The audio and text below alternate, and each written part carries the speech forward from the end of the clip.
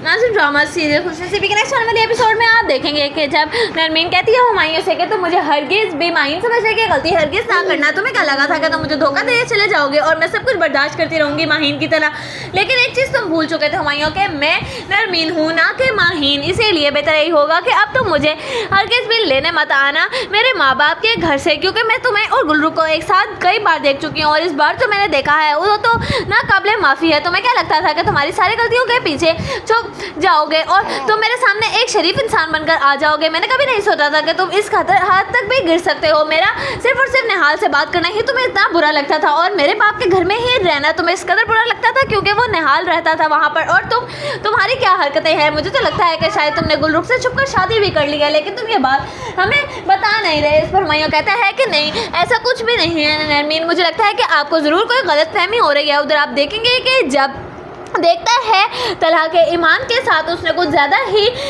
बदजुबानी से बात की है तो वो चाहता है ईमान से माफ़ी मांगने के लिए। इस पर ईमान कहती है कि मैंने कभी नहीं सोचा था कि तुम इस हद तक अपने माँ बाप से नफरत करते होगे। उनके लिए तोहफे खरीदने जाने पर ही तुमने मेरे पहले पाबंदी लगा दी और जब मैं अकेली चली गई तो तुमने इस तरह से मेरी बेइज्जती की है। मुझे तो लगता है कि शायद जो शख्स अपने माँ बाप का नहीं हो सकता वो किसी और का क्या होगा। कहीं मैंने गलती तो नहीं कर दी तुमसे शादी करके। उधर आप देखेंगे कि जब देखता है निहाल कि माहिन तो अब दिन ब दिन उसके शिकंजे से निकलती चली जा रही है तो वो सोचता है कि मुझे यकीनन कोई ना कोई और हर बार इस्तेमाल करना ही होगा, कहीं ऐसा ना हो कि मैं माहिन को इस तरह आसानी से खो दूँ। और उधर आप देखेंगे कि जब मोना सिराज से कहती है कि मुझे लगता है कि शायद निहाल तो हमारे पैसे देने वाला हरगिज़ भी नहीं है, इसलिए बेहतर यही होगा कि हमें कुछ ना कुछ तो खुद से ही करना पड़ेगा, कदम उठाना ही पड़ेगा। इस पर सिराज कहता है कि वो हमारा दामाद है, अगर तो हम कुछ भी करते हैं तो कहीं ऐसा ना हो कि माहिन के लिए मसला हो जाए। इस पर कहती है मोना कि क्या हम माहिन की ज़िंदगी ही देखेंगे और हमारी ज़िंदगी की जमा पूंजी का क्या होगा। इस तरह तो